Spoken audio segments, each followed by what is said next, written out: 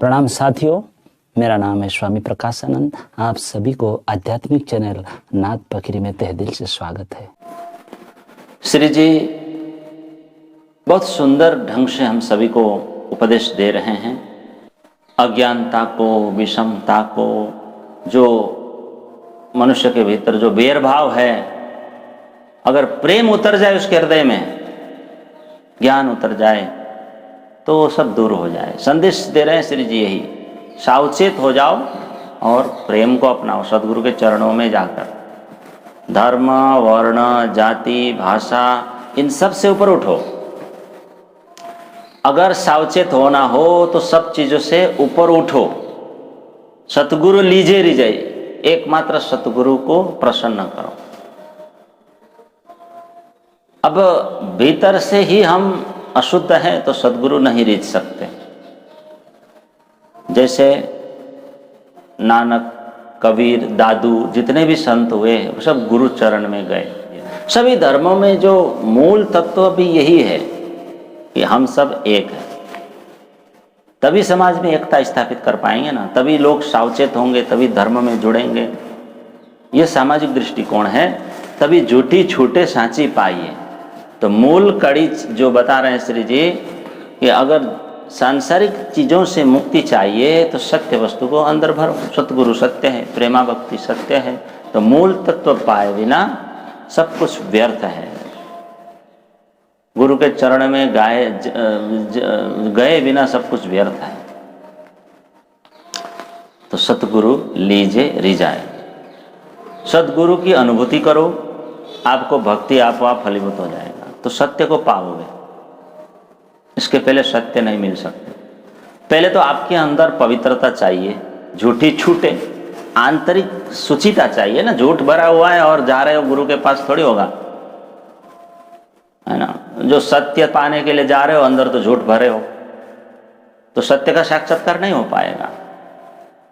अरे ब्राह्मण भी नहीं पाएगा। ब्राह्मण कुल में जन्म लेने से, अथवा कोई गोरा आदमी हो, चिट्टा आदमी सुंदर हो, उसको भी परमात्मा नहीं मिलेंगे, ब्राह्मण को भी नहीं मिलेंगे। माला, तिलक, धोती आदि धारण करने पर भी परमात्मा नहीं मिलते, है ना। भगवा पहनने से भी नहीं मिलते, और खूब बड़ी बड़ी मूर्तियां बना करके पूजने से भी परमात्मा नहीं मिलेंगे। सतगुरु लीजे रिजाए, ये तथ्य है, इसको समझो। कहते हैं श्री जी ने तो आकर दूध पानी का निवेरा कर दिया है, समझने वाले समझ गए। श्री जी ने तो कितनी सुंदर सुंदर चौपाइयाँ और सूत्र दिए। सुख शीतल करो संसार, सबका मालिक एक है। हम सब एक वतन के, अपनी रूह नाही धोए।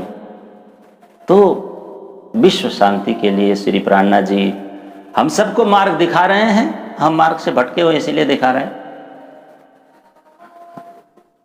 तो श्रीमुख वाणी जी द्वारा दिखाए गए रास्ते पर जो चलते हैं वही आगे बढ़ते हैं।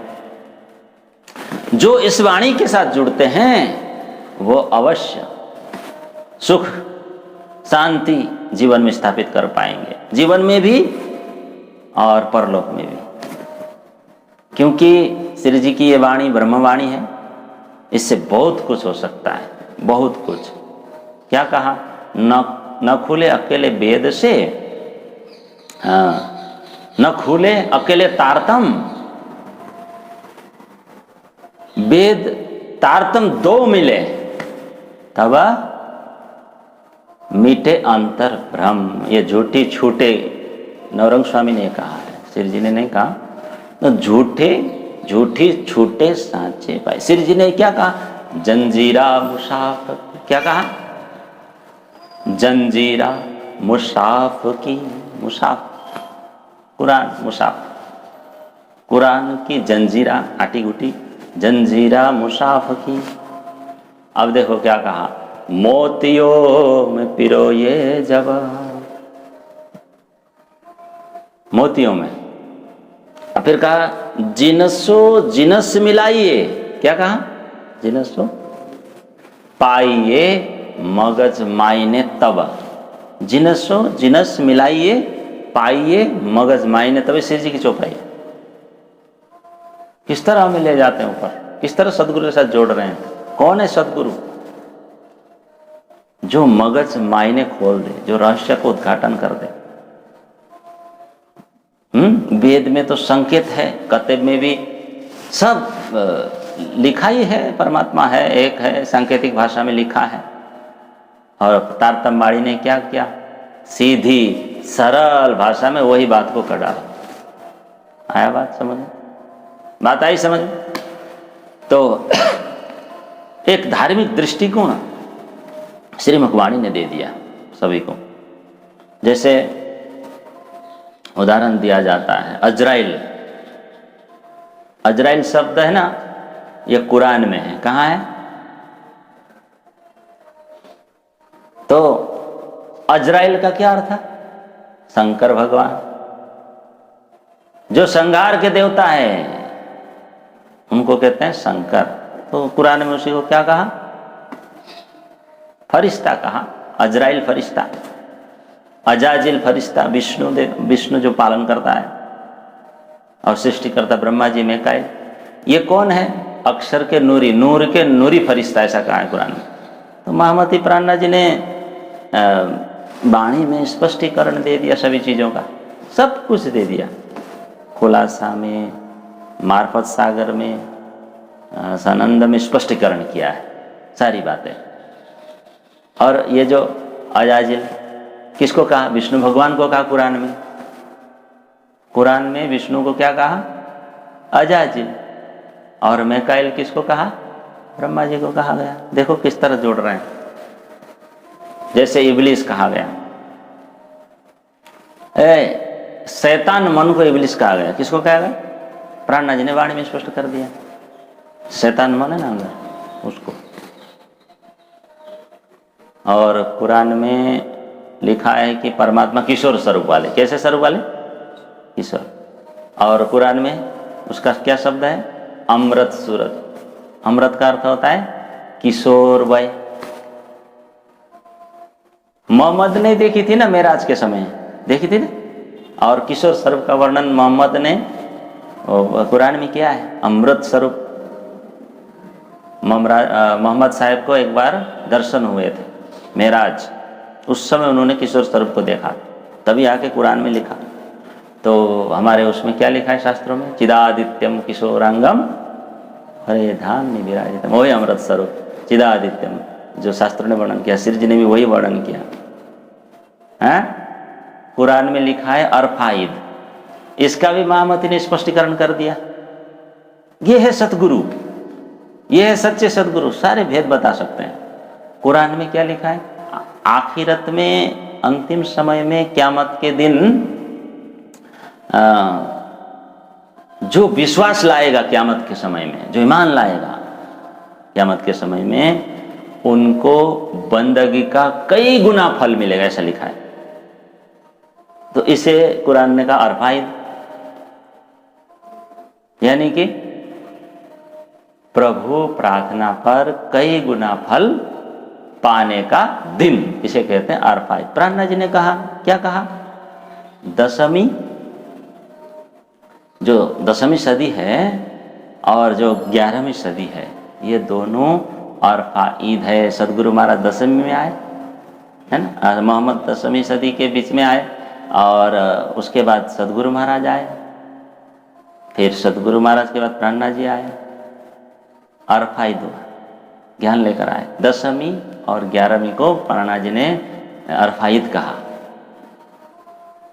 स्वयं सदगुरु आए, महामती प्राणनाथ जी आए हैं ज्ञान लेकर।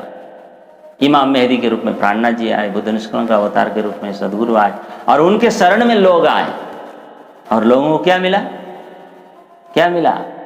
बहिष्तों के सुख मिला, परम धाम का सुख मिला। ठीक है। इसी प्रकार दूसरा शब्द अर्श अजीम। क्या है अर्श अजीम का अर्थ? कुरान में अर्श अजीम लिखा है किसको? परम धाम को, ब्रह्मलोक को। क्या लिखा है? अर्श अजीम। अजीम यानी परम धाम, अर्श अजीम। अजीम माने श्रेष्ठ। और एक शब्द है अलस्तो बेरब्बकुम। श्री जी ने इसका अर्थ क्या किया? क्या मैं तुम्हारा रब नहीं हूं? इसका अर्थ है। राज जी ने कहा था सखियों को संसार में जाते जाते, आते आते, कब किसने बोला ये किसी को पता नहीं, हमको पता है। यानी हम सभी सुंदर साथी, हम संसार में उतर रहे थे ना, तब श्री राज जी ने सखियों को प्रश्न किया था। क्या किया था? सभी ब्रह्मात्माओं को मूल मिलाने में क्या प्रश्न किया था? तुम मुझे भूलोगी नहीं ना? तो ब्रह्मात्मा ने क्या कहा? बेशक नहीं भूलेंगे। लेकिन दुनिया में आते ही हम सब भूल गए। देखो, सब भूल गए, माया ने भुला दिया हम सबको। और देवी देवताओं के हम पूजा में लग गए, कई लोग लग गए, वचन भूल गए। ये बात कुरान में लिखी थी। और एक शब्द है अलिफ लाम मीम। क्या है? क्या है? अलिफ लाम मीम। ये सांकेतिक अक्षर है, संकेत दिया है। खुदा के सिवा कोई नहीं जान सकता, ऐसा लिखा है कुरान में। अलिफ लाम मीम का अर्थ कुरान में लिखा है, खुदा के सिवा कोई नहीं जानेगा। तो खुदा कौन है? हमारे प्राणनाथ जी। आखिर में खुदा आएंगे, इमाम मेहदी आएंगे, वही खोलेंगे अलिफ लाम मीम का अर्थ। इमाम आ गए महमती के रूप में और खोल दिया अलिफ लाम मीम का अर्थ। अली कहा अहमद को, रूह अल्लाह ईसा लाम, इसमें लिखा है खुलासा। मीम मेहदी पाक सो। सुनना, ये 3 मील भय इमाम। 3 मील भय कौन कौन? अलिफ लाम मीम, तीनों मिलकर इमाम। सांकेतिक अर्थ है समझ? क्या बताया श्री जी ने? अलिफ लाम मीम। अलिफ कह अहमद को, यानी श्री देवचंद्र जी महाराज, मोहम्मद साहब अलिफ है। कौन है अलिफ? अलिफ मोहम्मद साहब है। हाँ, और अहमद यानी मोहम्मद। मोहम्मद कौन है? अलिफ। रूह अल्लाह, वितक में भी आए, रूह अल्लाह मिशल का जी, रूह अल्लाह देवचंद्र जी। अली रूह अल्लाह ईसा कहो, ईसा यानी सदगुरु महाराज। रूह अल्लाह श्यामा महारानी। फिर ईसा लाम, रूह अल्लाह ईसा, ईसा मन सदगुरु। और मेहदी श्री प्राणनाथ जी लाम। बोलो प्राणनाथ प्यारे की। तो ये 3 मील भय इमाम, ये तीनों मोहम्मद, बोलो अलिफ लाम मीम, मोहम्मद सदगुरु प्राणनाथ जी, तीनों मिलके ये इमाम मेहदी में आए। ठीक है? और तीनों का प्रकटीकरण कहाँ हुआ? इमाम मेहदी। ठीक है? तो इस तरह खुलासा करते हैं, वही सदगुरु है। शास्त्र ले चले, कुरान कतेब ले चले, सदगुरु सोई। तो सुंदर साथ जी अब इस प्रकार खूब रहस्य को उद्घाटन कर दिया गया। हम सभी चीज़ों को वाणी में पढ़ सकते हैं, जान सकते हैं, और अपने आप को सावचेत कर, अपना जो अंकुर है उसे पहचान कर सदगुरु के पास जाकर भक्ति अपनाकर परमात्मा को पाना है, धनी को पाना है। बस इतना ही करना है, बाकी सब राज्य के चरणों में समर्पित कर देना। बोलो प्राणनाथ प्यारे की।